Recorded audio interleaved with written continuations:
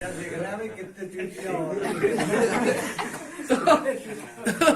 मेरा मतलब ये है कि हर कदम पे आपका परीक्षण होता है। और मेरे को कोई सूत्र बोल दे ना, मैं बताता हूँ जूता निकाल के मैं 20 जूता मारूंगा। समझ रहे हैं ना?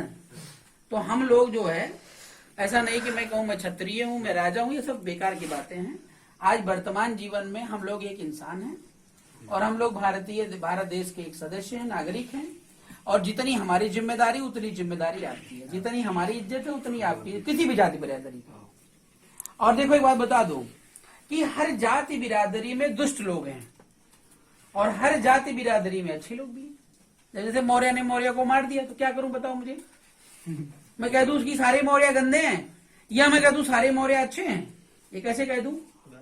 भाई मेरे बगल में यादव जी रहते हैं तो मेरे घनिष्ठ मित्र हैं, तो उनका मेरा व्यवहार कितना प्यारा है वो मैं जान सकता हूं ना। दुनिया यादव और मौर्य में लड़ रही है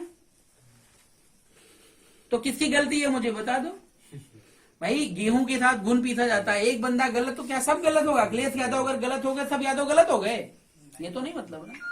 केशव मौर्य बिक गया तो क्या सारे मौर्य बिक जाएंगे? संभव है क्या? ऐसा नहीं है। तो मेरा कहने का मतलब, चलो जो जातियां हैं उससे थोड़ी सिमिलरिटी आती है। सिमिलरिटी का मतलब जैसे मौर्यों का काम है, जो उनका धंधा पेशा रहा है कि सब्जी उगाना या समथिंग इस तरीके का काम होता है, खेती बाड़ी करना। और यादव लोग को कहते हैं कि नहीं वो क्या कहते हैं, दूध निकालते हैं, मट्ठा वट्ठा बनाते हैं, कहते हैं तो भैया मैं भी मट्ठा निकाल रहा हूँ, आप भी निकाल रहे हो, तो हमारे दोनों में समानता पाई जा रही है। अब मेरे घर की अगर बेटी है तो उसको दूध निकालना मट्ठा निकालना आता है तो दूसरे यादव के घर में खुश रहेगी नहीं खुश रहेगी? अब मेरे घर की बेटी उसको दूध मट्ठा निकालना आता है, कल मैंने मौर्य के घर में अगर शादी कर दी तो उसको खेत में ले जाके हल चलवाओगे, कैसे चलाएगी वो? बात समझे नहीं समझी? तो जातियां यहाँ पे थोड़ी जरूरी है कि जो हमारे घर में हो रहा है आपके घर में अगर हो रहा है तो हमारी बेटी आपकी घर में सेट हो सकती है। और अगर कोई जाति व्यवस्था नहीं मानता कहीं पर भी शादी करते हमें कोई प्रॉब्लम नहीं है। समझ रहे ना?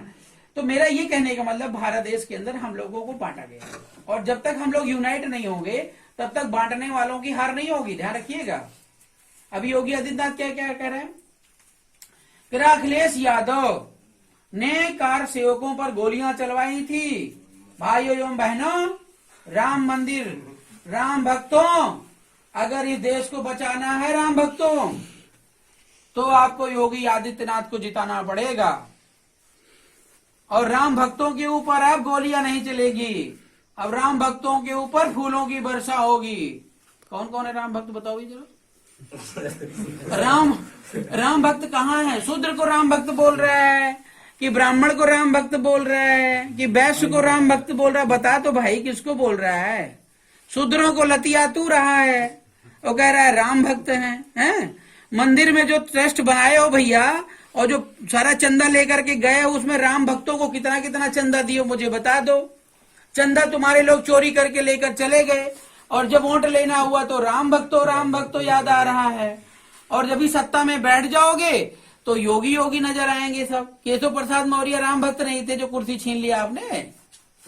केशव प्रसाद मौर्य राम भक्त नहीं थे क्या? वो तो दिन भर राम राम भजते रहते हैं? और राम भक्त के ऊपर अन्याय तुम्हें कर दिया फिर भी राम तुम पर कृपा बनाए बैठे हैं। ये कौन सा न्याय है भाई? कौन सी अदालत तुम्हें न्याय देगा? अच्छा चलो इस बार तुम मुख्यमंत्री बन गए तो दोबारा तो बोल देते आपकी भैया केशव प्रसाद मौर्य बन जाएंगे, हम चले कुछ प्रधानमंत्री की तैयारी कर लें। तुम तो अभी भी छोड़ने को तैयार नहीं हो है? अभी भी राम भक्तों के ऊपर कृपा बरसाए। तो भैया राम जो है ना वो इनके लिए बहुत बड़ा औजार है, हथियार है इनके लिए, समझ लो। अगर जब राम का बाण चलता है ना तो गरीब सब गिर जाता है, लुढ़क जाता है, कहता बस भैया जय जय श्री राम, जय जय श्री राम, बस वोट दे दो, वोट दे दो। और एक वोट की कीमत मैं बता रहा हूँ आपके, एक वोट की कीमत 1 करोड़ रुपया है। अगर योगी आदित्यनाथ के जय जय श्री राम बोलने से 1 वोट आपने दे दिया तो ये समझ जाइएगा भारत का 1 करोड़ का नुकसान कर दिया। 1 करोड़ का नुकसान आपने कर दिया है।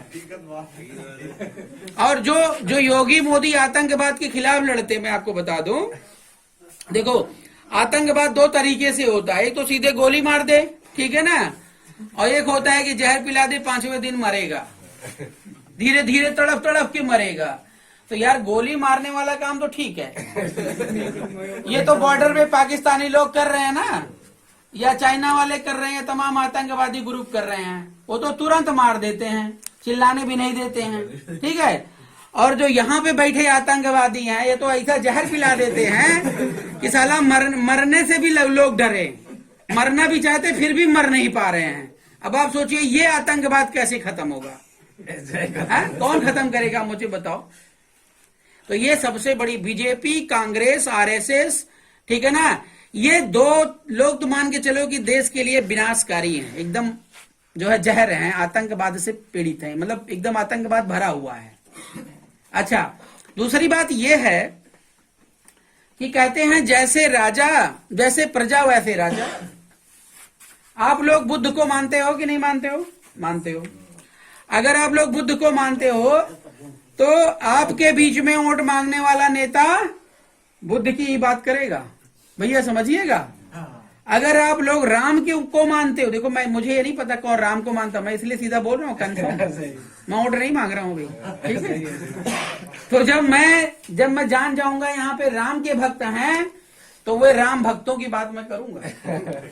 राम भक्तों, तुम्हारे साथ अन्याय हो रहा है। अखिलेश यादव आ जाएगा तो मुसलमानों का राज आ जाएगा, मुस्लिम कट्टरता बढ़ जाएगी, तुम्हारा रहना जो है दुर्लभ हो जाएगा इस देश में। भक्तों समझ रहे नहीं समझ रहे? अब वो सोचे हाँ यार बात तो सही है। अरे बीजेपी वालों ये बताओ, तुमने अपनी अपनी बेटियां कितने मुसलमानों को बेची हैं, जाकर के देखो, इतिहास उठा के देखो।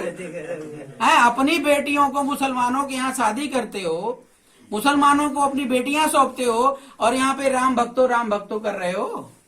तमाम नेता बीजेपी में मुसलमान हैं, उनको तो तुम निकाल के नहीं फेंक रहे हो, और यहाँ पे राम भक्तों मुसलमानों की बात कर रहे हो, हैं? अरे मुसलमान अगर इस देश के गद्दार हैं तो निकाल दो ना, तुम्हारी औकात है तो बना दो ऐसा संविधान कि मुसलमान इस देश में नहीं रहेंगे। हिम्मत हो तो बना के दिखाओ। जनता को क्यों परेशान कर रहे हो यार? जनता को क्यों गुमराह कर रहे हो? तुम्हारी सरकार आई थी, एनआरसी लाया, तमाम काला कानून ला करके, कहे नहीं मुसलमानों को निकाल दिया है? निकाल सकते हो, जिसको नागरिकता मिल गई उसको निकालना इतना आसान नहीं है। और अगर निकालने का कोई प्रयास करेगा तो क्रांति एकदम खुल्लम खुल्ला होगी, मैं बता रहा हूं। मैं आपके बीच में आ रहा हूं, वोट लेकर जा रहा हूं, आपका सुबह शाम खाना खा के जा रहा हूं, ये चल जाएगा। लेकिन कल मैं बोल दूं कि भैया शाहपुर वालों ये गांव खाली कर दो, यहाँ पे फैक्ट्री बनेगी ना, अभी सब मरने कटने पे आ जाओगे, आगे नहीं आओगे। तो योगी आदित्यनाथ को भी क्रांति की परिभाषा पता नहीं है, मोदी आदित्यनाथ को ये पता नहीं है, इसलिए नादानी बार बार कर रहे हैं। तो मेरा ये कहने का मतलब, अभी तो हम इन्हीं चीजों की बात कर रहे थे, और अब बात यही है कि कम शब्दों में ज्यादा समझना है कि हम लोग